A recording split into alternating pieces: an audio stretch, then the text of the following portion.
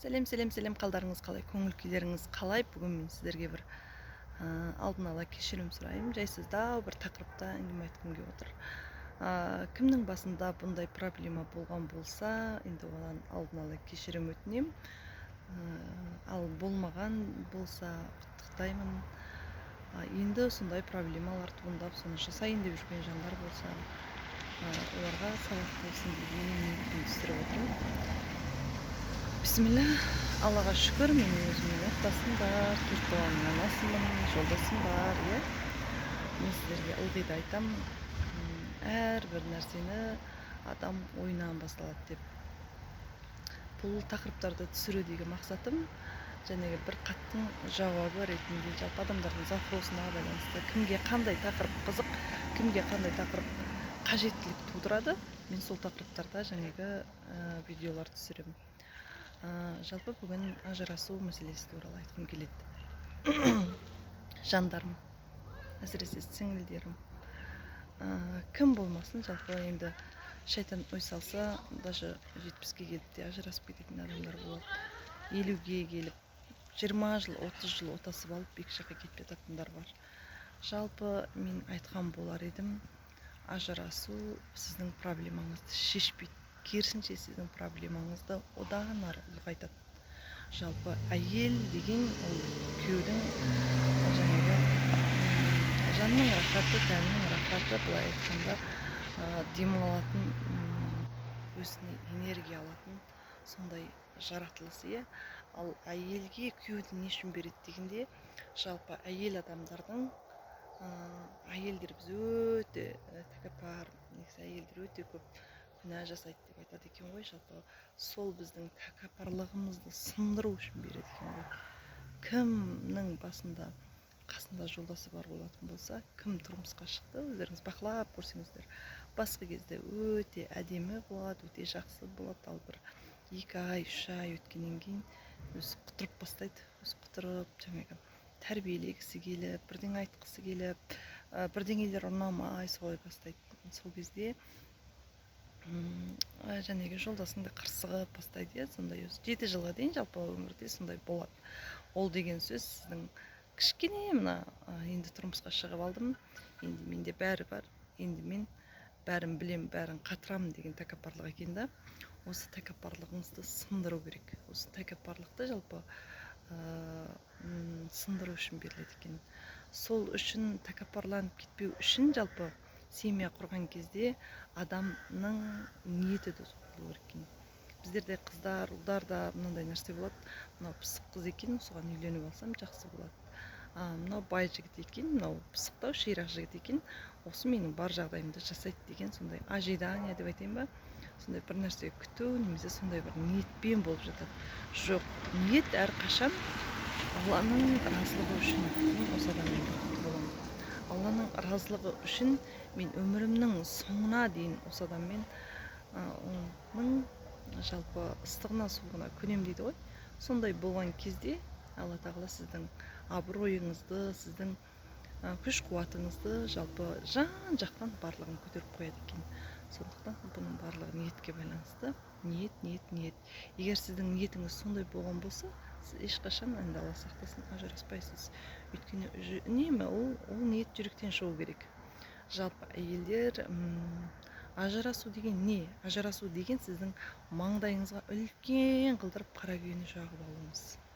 Сіз бүгін ажыраса сап шешем дейтін шығарсыз. Жоқ, ажырасу арқылы сіз басыңызға 1000 миллион, одан 2 есе, 3 есе, 5 есе проблеманы үйіп аласыз. Қалай дейсіз да, сіз мысалы өміріңізде өмірді құрадыңыз, иә? Өмірдің алғаш бастаған кезінде сіз өте әдемі, өте бір сондай нәзік, сондай ортада қарым-қатынас құрдыңыз. Ортаңызда энергия болды.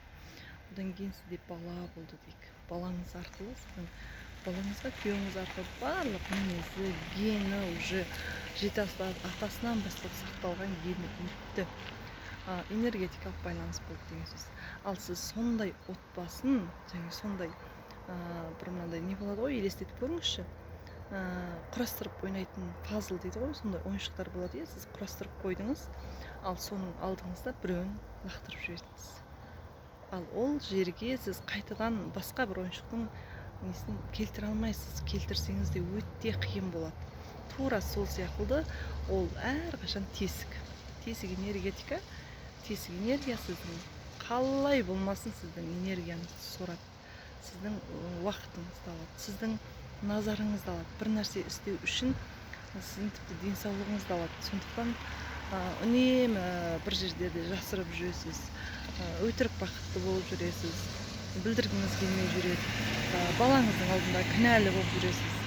Бірде болмаса бірде бәрібір сіз өзіңізді кінәлі сезінесіз. Ал кінәлі сезіну энергиясы ол ең төменгі вибрациядағы энергия. Ақша да келмейді, денсаулығыңызда болмайды.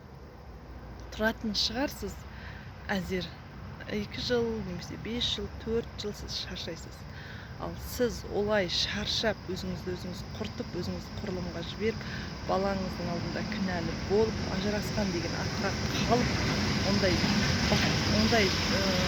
тірлік жасағанша мына өмірде сіз қол ұстасқан жұбыңызбен бала шағаңыздың алдында бақытты әйел жасаңыз.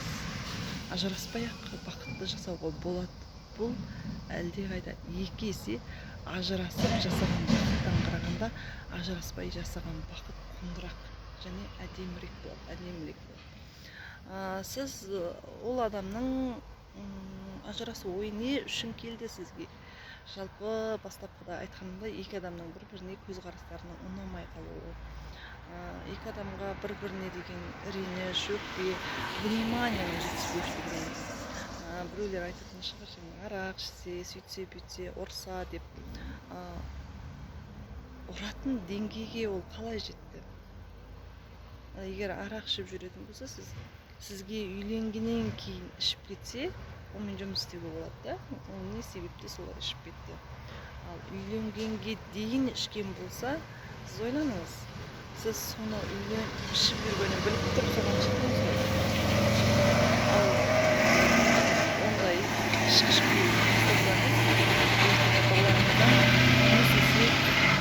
зор қиыншылық көресіз.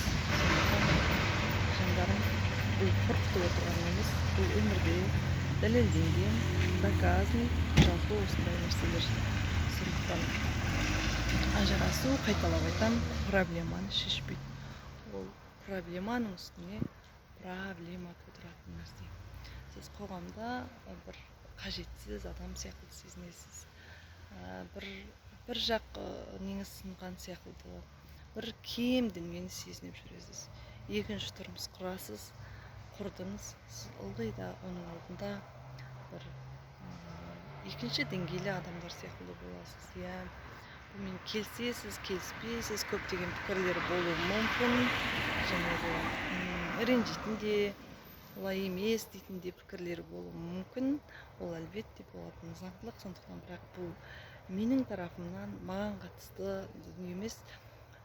Оны кім қабылдай алмай отырса, кімге бұл қатты тиіп кеткен болса, кешірім өтінем. Именно сол адамның проблемасы. Сондықтан бұл проблеманы ертерек шешіп алыңыз. Шешкен кезде дұрысынан шешіңіз. Қайталап айтам, ажырасу ешқашан бір оң шешім емес. Керісінше ол өте қате, өте үлкен қате шешім. Өте үлкен проблемалар тудыратын шешім. Сіздің жәнегі 2 жыл, 4 жыл, 10 жыл минусқа кететін жылдарыңыз.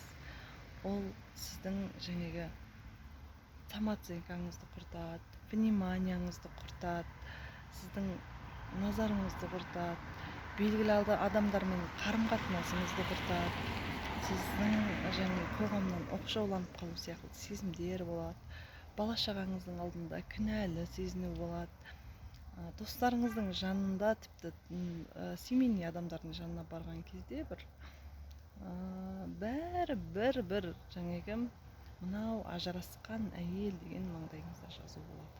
Сондықтан жандарым, Алла қолдап, аман есен шаңырақ құрған болсаңыз, сол нәзік әлеміңізді үлкен отауға, ортаға айландырыңыз. Ажырасуға ешқашан асықпаңыз. ұмытпаңыз.